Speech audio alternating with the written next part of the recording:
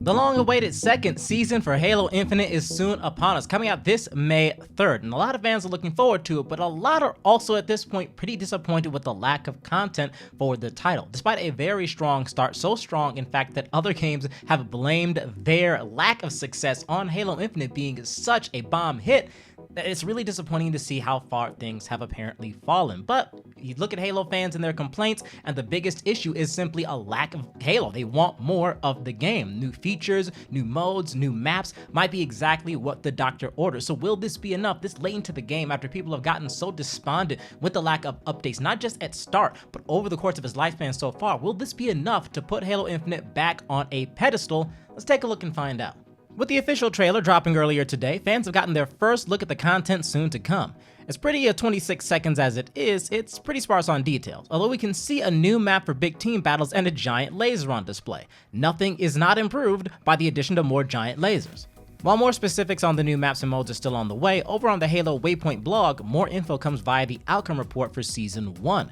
343 has been putting in a lot of work on social media recently, acknowledging fans' frustrations and giving assurances that their feedback is being taken into account, and they're putting in 110% trying to make Infinite the game that folks want it to be. This Reddit post, as poorly received as it was, is evidence of that. At the very least, they're talking about it.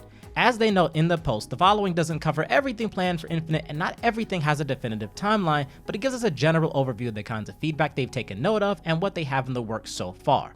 Season 2 will feature a battle pass with even more customization content than Season 1's, ultimate rewards will be given better cosmetics and won't include emblems or backdrops, and Theater and Observer mode are set to get some much needed stability fixes. They also address fans' requests for customization across cores and being able to use items from kits individually rather than only as part of a set. Things like the value and variety of shop items, battle pass progression, and more all get covered. And in most cases, if it gets mentioned, they're at least considering fixes or implementations, if not actively working on them as we speak. Like I mentioned earlier, a lot of die-hard Halo fans, including those who were happy with the game at launch, have gotten pretty dissatisfied with Infinite as time has stretched on.